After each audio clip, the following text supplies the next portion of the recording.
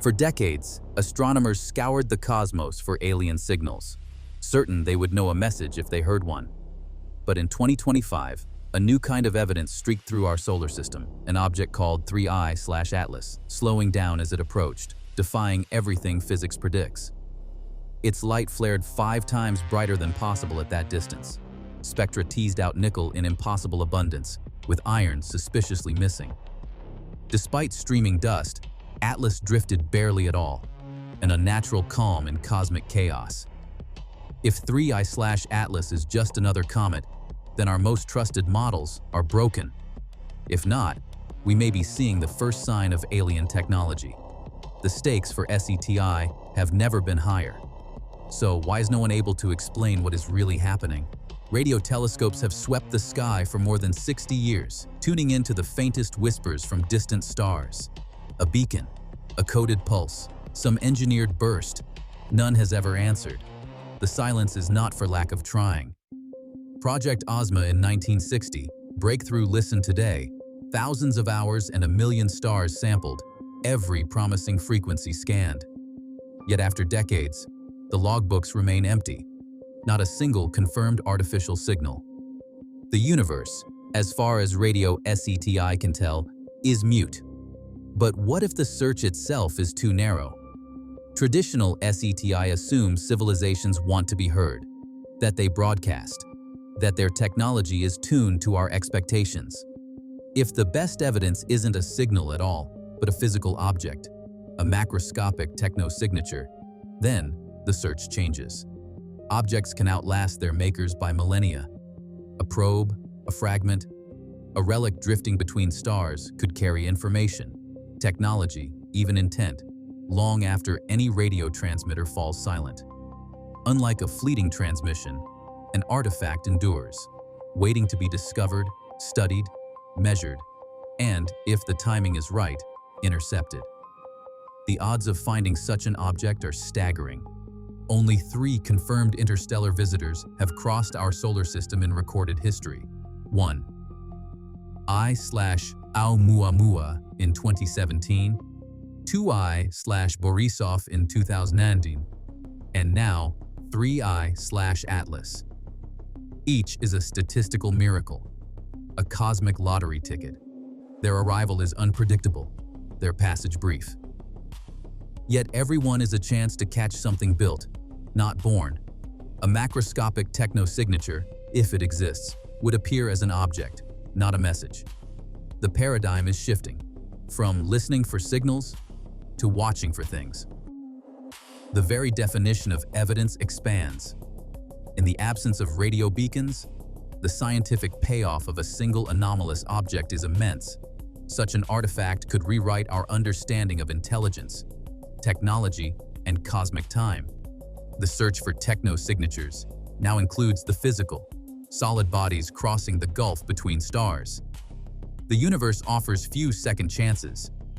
Each interstellar visitor is a fleeting opportunity to glimpse what might lie beyond the silence. The stakes are measured not only in data, but in the possibility that what we find is not just another rock, but a clue, a sign that we are not alone.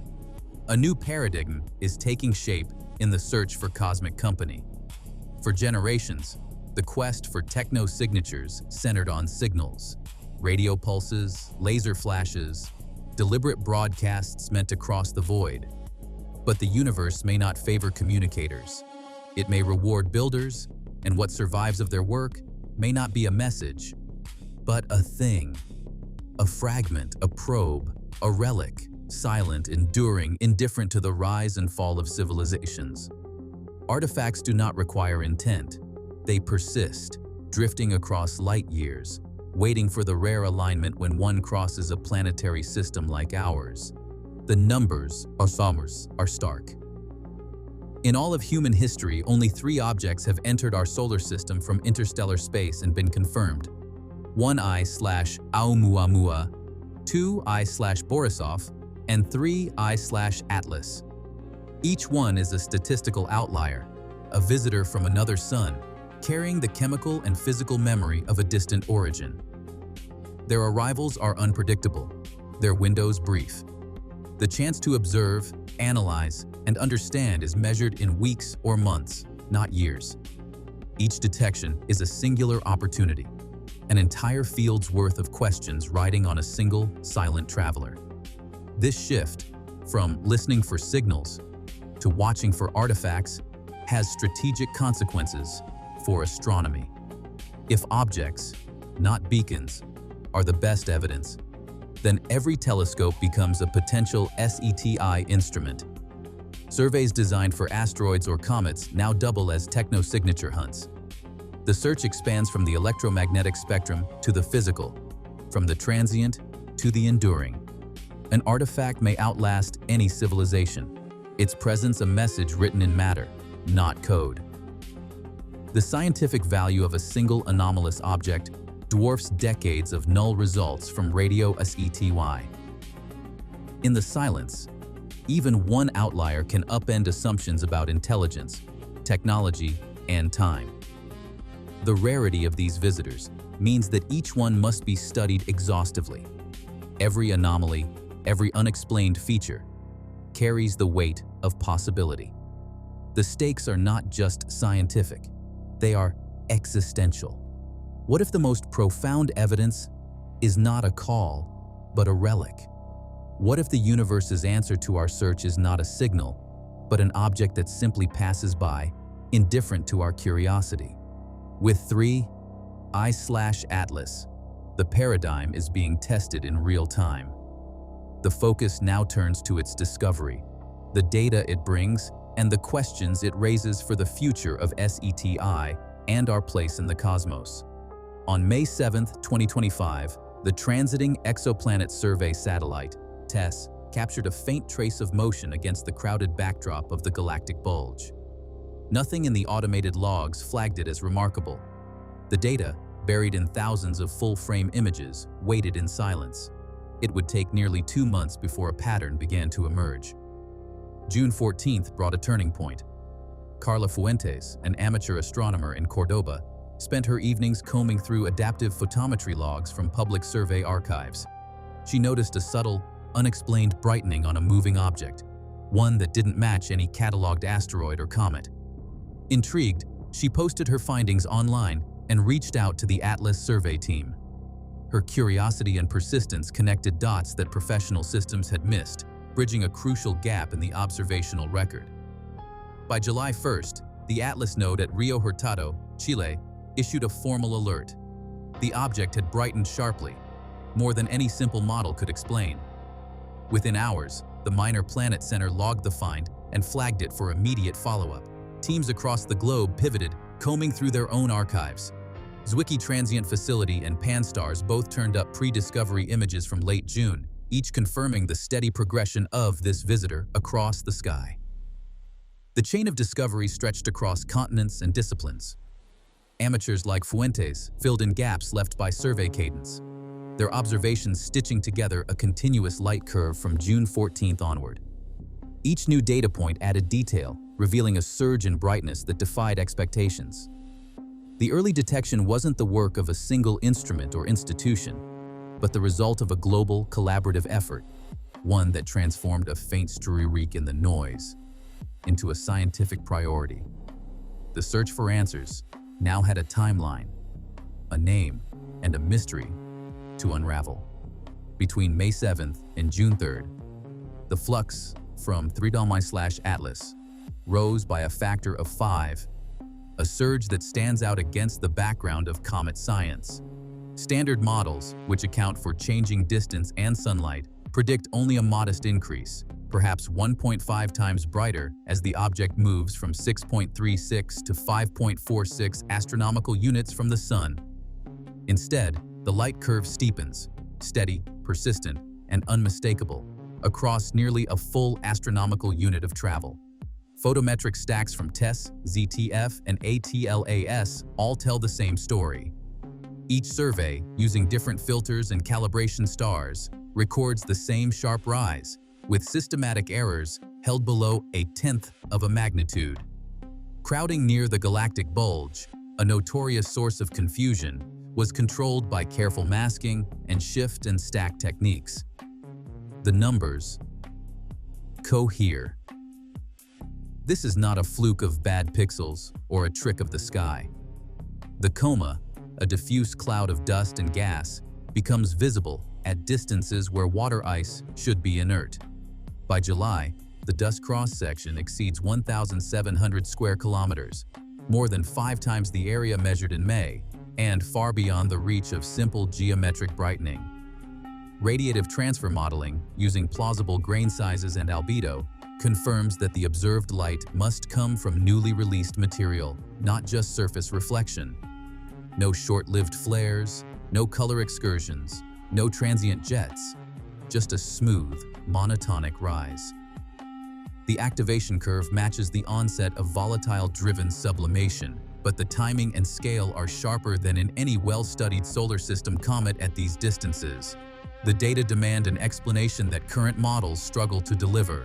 The brightening is real, robust, and, for now, unexplained. The physical contradiction is clear. 3I/Atlas behaves like no comet seen before. VLT spectrographs, operated by Dr. Sofia Cardenas and her team, captured a chemical riddle in the coma of 3I/Atlas. Atomic nickel lines, sharp, bright, unmistakable, rose from the background, yet iron, which should have appeared in tandem, was absent across every exposure. The nickel-to-iron ratio, calculated from both moderate and high-resolution spectra, stretches 15 to 50 times above what is found in the Sun or in any known comet. Night after night, the team pushed the limits of their instruments, co-adding data, searching for even the faintest trace of iron. Each attempt drove the upper limits lower, but the result held: nickel without iron. Standard comet chemistry offers no easy answers. In every solar system Comet studied, iron and nickel are locked together, forged in supernovae, and released by the same processes. Here, that partnership is broken. The production rate of nickel atoms, about 4.6 grams per second at 2.85 astronomical units, rivals or exceeds that of the rarest solar system outliers, while iron falls below detection. Laboratory spectra and astrochemical models point to volatile nickel carbonyls, or organometallic complexes, as possible carriers. Yet these species are fragile and rare, their formation pathways uncertain even in the coldest interstellar environments. Natural explanations falter. No known meteoritic phase, mineral, or grain surface process can strip away iron so completely while releasing nickel in such abundance. Theories range from selective release by photochemistry to exotic nucleosynthetic origins, but each faces gaps in both laboratory data and cosmic precedent. Some propose engineered debris or coatings, nickel-rich, poor alloys, left as relics of technology. But there is no direct evidence for such materials, and no other sign of artificial composition in the spectra. The chemical fingerprint of 3D/Atlas stands alone. It is neither a match for solar system comets, nor for any known class of interstellar dust. The search for an explanation now turns to the physics of its motion. Whether the forces shaping its path can offer a clue to the nature of this anomaly. Measured by any standard, the motion of 3I/Atlas is a paradox. Astrometric fits from July through August reveal a drift of just 1 to 1.5 kilometers per day, barely a nudge, while the coma and jets stretch for hundreds of thousands of kilometers behind. In the physics of comets, outgassing acts like a rocket, pushing the nucleus off course as gas and dust erupt from the surface. For Atlas, the numbers barely budge. The orbit remains nearly gravitationally pure, as if the jets are all show and no push. The contradiction stands in stark relief when set against the two previous interstellar visitors. 2I/Borisov, discovered in 2019, was a textbook comet, strong coma, robust jets, and a trajectory drifting by about 100 kilometers per day, exactly as physics predicts when sunlight drives mass loss.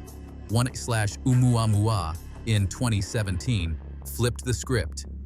No visible outgassing, yet a pronounced non-gravitational acceleration, drifting some 37,000 kilometers over its brief sojourn through the inner solar system. Atlas, by contrast, displays visible jets and a broad tail, but its path is almost untouched. 3 visitors, 3 mismatched patterns, each one breaking a different rule. Stacking up the data, the suppression of the rocket effect in Atlas stands out. Models accounting for the observed mass loss predict a much larger trajectory shift. The numbers refuse to cooperate. The paradox is not subtle. It is written in the nightly astrometry, confirmed across multiple surveys, and cross-checked for systematic error. The physics of comets, so reliable for Borisov, falters here.